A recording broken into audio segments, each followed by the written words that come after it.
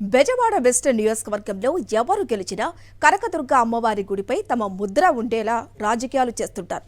ఇటీవల ఎన్నికల్లో ఇక్కడ నియోజకవర్గానికి సంబంధం లేని వ్యక్తి కూటమి తరపున పోటీ చేసి గెలిచారు. దీంతో స్థానిక టీడీపీ నేత గుడిపై పెత్తనమంతా తనదే అని ప్రచారం చేసుకుంటారని టాక్ నడుస్తోంది. ఎలాగూ ఎన్నికల్లో టికెట్ ఇవ్వలేదు కనుక ఎంతో కొంత సంపాదించుకుందామని ప్లాన్ చేశాడు ఆ స్థానిక టీడీపీ నేత. ఇప్పుడు ఆ నాయకుడి అల్లుడు కూడా మామ బాటలోనే టెంపుల్ పాలిటిక్స్ ప్రారంభించారు. ఇంతకీ ఆ మామ అల్లుళ్ళు ఎవరో చూద్దాం. విజయవాడ పశ్చిమ నియోజకవర్గ రాజకీయాలు అక్కడ కొలువై ఉన్న అమ్మవారి టెంపుల్ చుట్టూ తిరుగుతున్నాయి.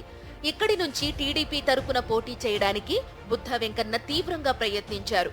అయితే పొత్తులో భాగంగా కూటమి తరపున చంద్రబాబుకు ఆప్తుడైన సుజనా చౌదరి బీజేపీ నుంచి బరిలో దిగారు.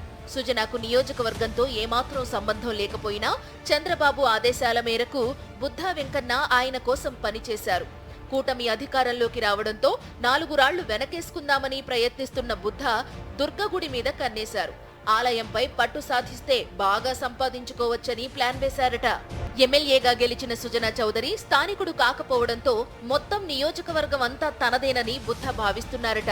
పైగా సుజనా ఇక్కడ కేవలం ఎమ్మెల్యే మాత్రమేనని, ఇది పూర్తిగా తన అడ్డా అని చెప్పుకుంటున్నారట.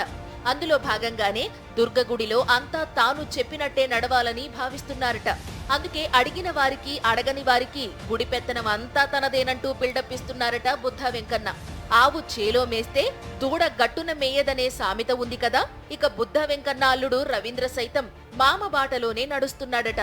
మామ మాదిరిగానే అల్లుడు కూడా దుర్గగుడిపై పెత్తనం కోసం పసుపు రంగు రాజకీయానికి తెరతీశాడు.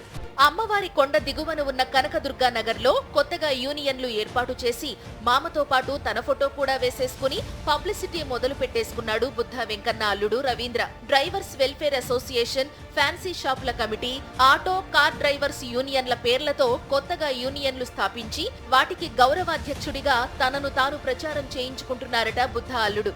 అయితే దుర్గగుడి మీద బుద్ధ వెంకన్న, ఆయన అల్లుడు సాగిస్తున్న దందాలు, పసుపు రాజకీయాలపై విమర్శలు వెల్లువెత్తుతున్నాయి. అమ్మవారి ఆలయానికి ప్రధాన మార్గమైన కనకదుర్గా నగర్ను ఆటో యూనియన్ పేరిట పసుపుమయంగా చేయడమే కాకుండా ఆలయానికి వెళ్లే మార్గాన్ని కూడా మూసివేశారు. ఆలయం వద్ద ఎటువంటి బోర్డులు ఏర్పాటు చేయకూడదని తెలిసినా అధికార పార్టీ నాయకుడి అల్లుడు కావడంతో ఎవరూ అడ్డు చెప్పే ధైర్యం చేయడం లేదు.